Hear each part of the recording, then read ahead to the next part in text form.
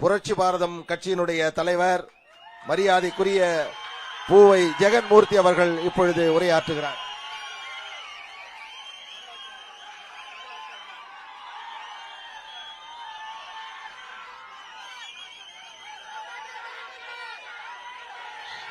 தம்பி அமைதியாரு,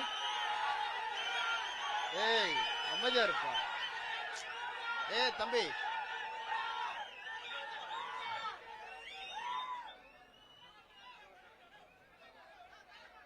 சாதிவாரி கணக்கெடுப்பை நடத்த வேண்டும் என்று அரசை வலியுறுத்தி நடைபெறுகின்ற தொடர் முழக்க போராட்டத்தின் தலைவர் பாட்டாளி மக்கள் கட்சியினுடைய தலைவர் மரியாதைக்குரிய அண்ணன் அன்புமணி அவர்களே,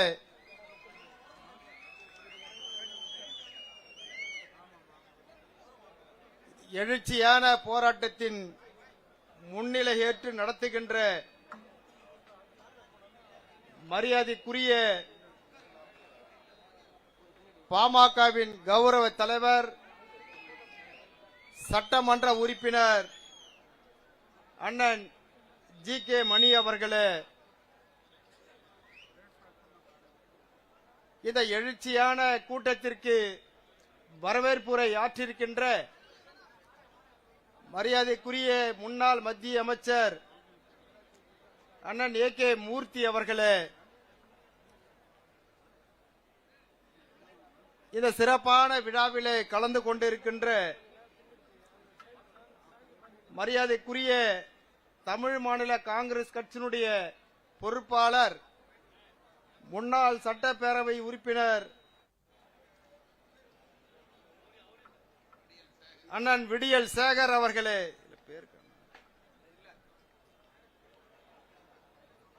கூட்டத்திலே பங்கெடுத்திருக்கின்ற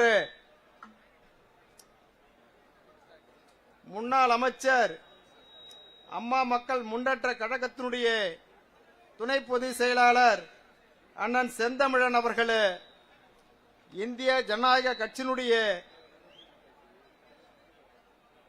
சார்பாக வருகை புரிந்திருக்கின்ற மரியாதைக்குரிய தலைவர் டாக்டர் ரவி பச்சமுத்து அவர்களே, தமிழர் தேசம் கட்சியினுடைய தலைவர் மரியாதைக்குரிய அண்ணன் கே.கே.எஸ். செல்வகுமார் அவர்களே, தென்னிந்திய பார்வர்டு பிளாக் கட்சியினுடைய தலைவர் மரியாதைக்குரிய அண்ணன் கே.சி. திருமாறன்ஜி அவர்களே, கொங்கு மக்கள் முன்னணியுடைய தலைவர் மரியாதைக்குரிய ஆறுமுகம் கவுண்டர் அவர்களே, பறையர் பேரனுடைய தலைவர் சகோதரர் ஏர்போர்ட் மூர்த்தி அவர்களே, யாதவ மகாசபையினுடைய மாநில செயலாளர் வழக்கறிஞர் சேது மாதவன் அவர்களே, தமிழக மக்கள் முன்னேற்ற கழகத்தினுடைய இணை பொதுச் செயலாளர் சகோதரர் வீர தமிழரசன் அவர்களே, தமிழ்நாடு நாடார் சங்கத்தினுடைய தலைவர் முத்து ரமேஷ் அவர்களே, வெள்ளாளர் முன்னேற்ற கழகத்தினுடைய தலைவர் சகோதரர் அண்ணா சரவணன் அவர்களே, எங்களோடு கலந்து கொண்டிருக்கின்ற மரியாதைக்குரிய இங்கே முழக்கம் இட்டிருக்கின்ற சகோதரர் புரட்சி பாரதம் கட்சியினுடைய துணை பொதுச் செயலாளர் காமராஜ் அவர்களே, இந்த எழுச்சியான கூட்டத்திலே கலந்து கொண்டிருக்கின்ற புரட்சி பாரதம் கட்சியினுடைய முதன்மை செயலாளர் ரிஷேந்திர குமார் அவர்களே, மாநில செயலாளர்கள் சகோதரர் வின்சென்ட் அவர்களே, பரணி மாரி அவர்களே, அதே சேகர் அவர்களே, மற்றும் இந்த விழாவிலே கலந்து கொண்டிருக்கின்ற வழக்கறிஞர் சிறுபான்மை பிரிவினுடைய தலைவர் தாமஸ் பர்னபாஸ் அவர்களே, அவர்களோடு கலந்து கொண்டிருக்கின்ற சென்னை பகுதியினுடைய பொறுப்பாளர் மரியாதைக்குரிய மகிமை தாஸ் அவர்களே, மற்றும் அவர்களோடு வருகை புரிந்திருக்கின்ற புரட்சி பாரதம் இயக்கத்தினுடைய பொறுப்பாளர்களே, பல்வேறு கட்சிகளில் இருந்து வருகை புரிந்திருக்கின்ற அன்புக்குரிய தொண்டர்களே, இந்த கூட்டத்தினுடைய நன்றி நவில இருக்கின்ற மரியாதைக்குரிய வழக்கறிஞர், சமூக நீதி பேரவனுடைய தலைவர் அண்ணன் பாலு அவர்களே, ஏதோ ஒன்று நடத்தலாம் என்று நினைத்து இன்றைக்கு இது ஒரு சின்ன தீக்குச்சியோடு ஆரம்பித்து இன்றைக்கு தீப்பிழம்பாக தமிழகம் முழுக்க பற்றி கொண்டிருக்கின்ற இந்த சமூக நீதி பேரவை முயற்சி பண்ணி பார்க்கலாம் என்று அண்ணன் பால் அவர்கள் நினைத்தார்கள். இன்றைக்கு அரசு நடுங்குகின்ற அளவிலே இன்றைக்கு இந்த போராட்டம் வெற்றி பெற்றிருக்கிறது. இந்த போராட்டம் இது முதல் கட்ட போராட்டம். ஏற்கனவே 10 நாட்களுக்கு முன்பாக நடந்த ஆலோசனை கூட்டத்திலே இன்றைக்கு போராட்டத்தின் முன்னால் நாம் நிற்க வேண்டும் என்று முடிவெடுத்து இன்றைக்கு தொடர் முழக்கமாக இன்றைக்கு ஆரம்பித்திருக்கிறது. நாளை இதைவிட ஒரு பெரிய போராட்டமாக எங்கு நடைபெற இருக்கிறது என்று இதற்கு பிறகுதான் ஆலோசனை முடிவிலே சொல்லுவார்கள். ஆனால் எதிர்பார்த்தது கிட்டும் வரை இந்த போராட்டங்கள் தொடரும் தொடரும் தொடரும். இதற்கு புரட்சி பாரதம் உங்களோடு தொடரும் தொடரும் தொடரும். நாட்டில் இருக்கின்ற கிட்டத்தட்ட 75% மேலான கட்சி கொடிகள் இந்த கூட்டத்தில் இருக்கிறது. பெரும்பான்மை சாதிக்கலாம் இங்கே ஒன்றிணைத்திருக்கிறார்கள். ஏன் என்று சொன்னால் இந்த நாட்டிலே சமூக நீதி மலர வேண்டும், சமூக நீதிக்கு பாதுகாப்பு வேண்டும், சமூக நீதிக்காக சாதி வாரி கணக்கெடுப்பு நடத்த வேண்டும் என்றுதான் ஒரே முழக்கமாக இங்கே இருக்கின்றது. வேறு வழியில்லை. திமுக அரசிற்கு வேறு வழியில்லை. ஏதேதோ காரணங்களை சொல்லி இதை சமரசம் செய்து விடலாம். எங்களுக்கு பங்கு இல்லை, நாங்கள் பொறுப்பு இல்லை, இது மத்திய அரசு என்று ஒதுக்கி விடலாம் என்று நினைத்தார்கள். ஆனால் இன்றைக்கு வேறு வழி இல்லை. இதற்கு உதாரணமாக பல மாநிலங்கள் இருக்கிறது. ஆகவே சாதிவரி கணக்கெடுப்பை நடத்தித்தான் ஆக வேண்டும் என்கின்ற ஒரு கட்டாயத்திற்கு திமுக இன்றைக்கு தள்ளப்பட்டிருக்கிறது. இங்கே பேசியிருக்கின்ற பெரும் தலைவர்கள், பல்வேறு தலைவர்கள் வேறு வழியில்லை, நடத்திதான் ஆக வேண்டும் என்று சொல்லியிருக்கிறார்கள். இன்றைக்கு சமூக நீதி பேரவையாக அனைத்து சாதிகளும் ஒன்றிணைக்க வேண்டும் என்று இன்றைக்கு ஒன்று கூடியிருக்கிறார்கள்.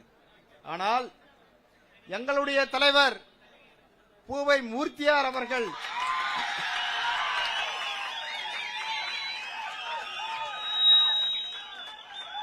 முப்பத்தைந்து ஆண்டுகளுக்கு முன்பாகவே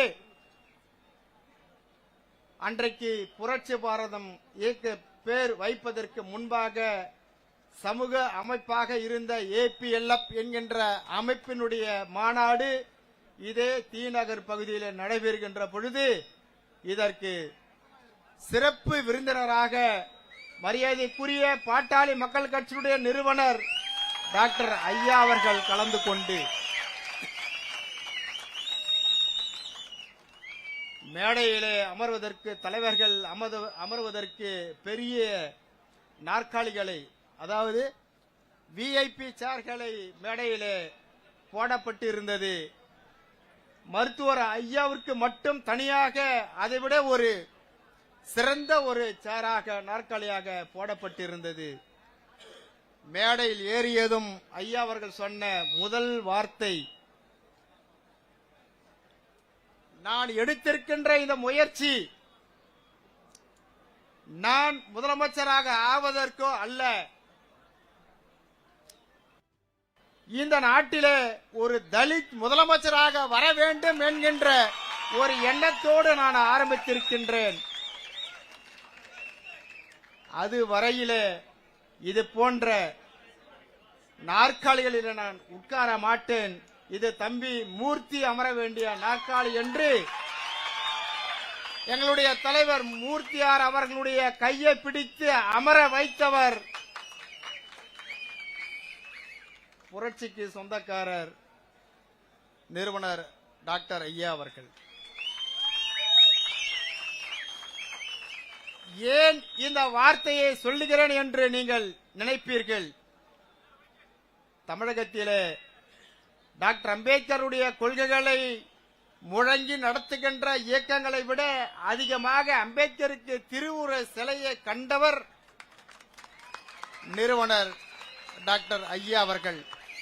இந்த தமிழகத்திலே வட மாவட்டங்களில் 2 சாதிகளும் ஒன்றாக இணைய வேண்டும் என்று போராடியவர் மருத்துவர் ஐயா அவர்கள். ஆகவேதான் அவர் ஒரு புரட்சி வீரனாக இன்றைக்கு நான் இங்கே உச்சரிக்க கடமைப்பட்டிருக்கிறேன். அப்படி சமூக நீதி தமிழகத்திலே உருவாக வேண்டும், வட மாவட்டங்களிலே பெரிய சாதிகளாக இருக்கின்ற இந்த 2 சாதிகளும் ஒன்றாக வேண்டும் என்று அன்றைக்கே அவர்கள் நினைத்தார்கள். 2 தலைவர்களும் அன்றையிலிருந்து இன்று வரை மாவட்டங்களிலே அதிகமாக எங்களுக்குள் எந்த விதமான உரசல்களும் ஏற்பட்டது இல்லை. அப்படியும் இருந்தால் அண்ணன் ஏற்பட் மூர்த்தி அவர்கள் இன்றைக்கு சொல்லுகின்றார் இந்த கருத்தை. நாங்கள் 35 ஆண்டுகளுக்கு முன்பாகவே சொல்லிவிட்டோம். எங்களுக்குள் எந்த விதமான கருத்து வேற்றுமை இல்லை. அப்படியே அங்கொன்றும் இங்கொன்றுமாக உரசல் இருந்தால் உடனடியாக அந்தந்த நிர்வாகிகளிடத்தில் பேசி அதை சமரசமாக நாங்கள் முடித்து வைக்கின்ற வேலைதான் இன்று வரையில் தொடர்ந்து கொண்டிருக்கின்றது. பல்வேறு முறைகள் நான் அண்ணன் ஜி.கே. அவர்களை தொடர்பு கொண்டு பேசியிருக்கிறேன், அண்ணன் ஏ.கே. மூர்த்தி அவர்களை தொடர்பு கொண்டு பேசியிருக்கிறேன். அதே போல் முன்னாள் அம்பத்தூருடைய சேர்மனாக இருந்த அண்ணன் சேகர் அவர்களை தொடர்பு கொண்டு பேசியிருக்கிறேன். ஆக எந்தெந்த பகுதிகளிலே இது போன்ற சின்ன ஆரம்பத்திலேயே அதை பிடுங்கிவிட வேண்டும் என்று நினைப்பவர்கள் நாங்களும் இங்கே மேடையில் இருக்கின்ற பாட்டாளி மக்கள் கட்சியும். ஆகவே வட மாவட்டங்களில் எங்களுக்குள் இதுவரை எந்த விதமான உரசல்களும் வந்ததில்லை. ஏன் என்று சொன்னால் சமூக நீதியை கடைபிடிக்க வேண்டும், உருவாக்க வேண்டும், அந்த தீயை ஏற்ற வேண்டும் என்று நினைத்தவர்கள் இந்த 2 பெரும் சாதிகளுக்கு சொந்தக்காரர்கள். ஆகவே இது தென் மாவட்டங்களிலே இது பரவ வேண்டும், தென் மாவட்டங்களிலேயும் நாம் ஒன்றாக இணைய வேண்டும். நமக்குள் தமிழகத்தில் எந்த விதமான உரசல்களும் ஏற்படக்கூடாது. அப்பொழுதுதான் இந்த சமூக நீதியை நாம் வென்றெடுக்க முடியும். இந்த சமூக நீதியின் மூலமாக தமிழகத்தில் ஒரு சிறந்த ஒரு நல்ல அரசை உருவாக்க முடியும். இன்றைக்கே திமுக மட்டுமல்ல, ஆண்டு கொண்டிருக்கின்ற கட்சிகளுக்கெல்லாம் அது மத்திய அரசாக இருந்தாலும் கூட வயிற்றிலே இன்றைக்கு புலியை கரைத்திருக்கும். தமிழகத்தில் இருக்கின்ற பெரும் சாதிகள் எல்லாம் இன்றைக்கு ஒன்றிணைந்திருக்கிறார்களே, இவர்களுடைய நோக்கம் என்ன? இவர்கள் சாதி வரி கணக்கெடுப்பதற்கு மட்டும்தான் இவர்கள் ஒன்றிணைந்திருக்கிறார்களா, அல்லது வேறொரு கணக்கு இவர்கள் நினைக்கிறார்களா? இவருடைய நோக்கம் என்ன, குறிக்கோள் என்ன, இவருடைய எதிர்கால திட்டங்கள் என்ன என்று அவர்கள் நினைத்துக் கொண்டிருக்கிறார்கள், குழம்பிக் கொண்டிருக்கிறார்கள். இதற்கு பல்வேறு நம்முடைய உளவுத்துறைகள் எல்லாம் துருவி கொண்டிருக்கின்றது. ஆகவே நீங்கள் அஞ்சப்பட தேவையில்லை. இதற்கு ஒரு தெளிவான முடிவை நம்முடைய பாட்டாளி மக்கள் கட்சியினுடைய தலைவர் டாக்டர் அண்ணன் அன்புமணி அவர்கள் இதற்கு தெளிவாக பதிலுரையை கொடுப்பார்கள். ஆகவே நாம் நினைப்பது இன்றைக்கு இன்னும் கூட சுதந்திரம் பெற்று 78 ஆண்டுகள் ஆகியும் கூட இன்னும் கூட நாம் விவசாய நிலங்களை கூலி வேலையை செய்து கொண்டு இந்த வட மாவட்டங்களில் மட்டுமல்ல, தென் மாவட்டங்களில் இருக்கின்ற அனைத்து சாதிகளும் கூட இன்றைக்கு போராடி கொண்டிருக்கின்றது.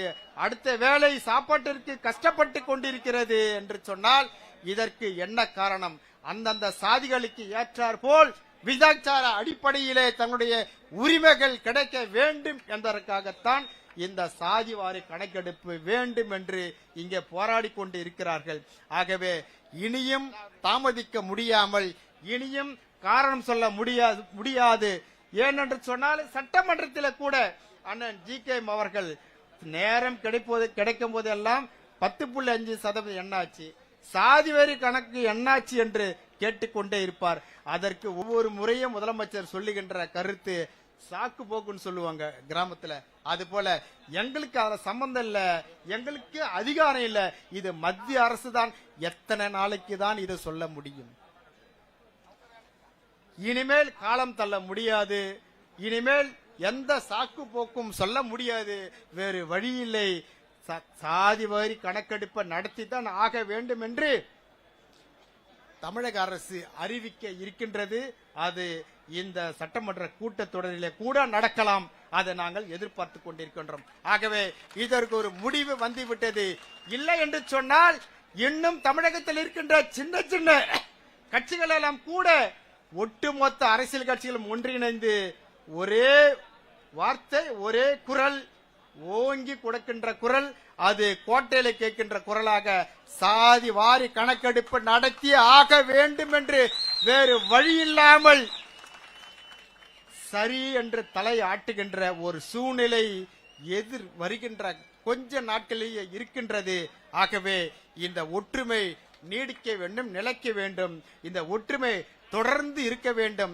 இன்றைக்கு நடைபெறுகின்ற இந்த தொடர் முழக்க போராட்டம் இந்த வெற்றி கிட்டும் வரையில அது தொடர்ந்து நடந்து கொண்டு இருக்க வேண்டும் என்று இந்த நல்ல நேரத்தில் நான் தெரிவித்துக் கொண்டு, இவ்வளவு நேரம் அமைதி காத்திருக்கின்ற தொண்டர்களுக்கும் தலைவர்களுக்கும் அடுத்த குறி, அடுத்த லக்கு, அடுத்த இடம் எங்கே என்ன என்பதை நம்முடைய சிறப்பு அழைப்பாளராக இருக்கின்ற கூட்டத்தினுடைய தலைவராக இருக்கின்ற மருத்துவர் அண்ணன் அன்புமணி அவர்கள் தெரிவிப்பார்கள் என்று இந்த நேரத்தில் தெரிவித்துக் கொண்டு, புரட்சி பாரதம் கட்சியின் சார்பாக இங்கே திரளாக கலந்து கொண்டிருக்கின்ற புரட்சி பாரதம் தொண்டர்களின் சார்பாக என்னுடைய உரையை நான் நிறைவு செய்கிறேன். நன்றி, வணக்கம். உன்னுடைய பெயர் சுத்தமான பள்ளி பையன், சுத்தமான பள்ளி பையனா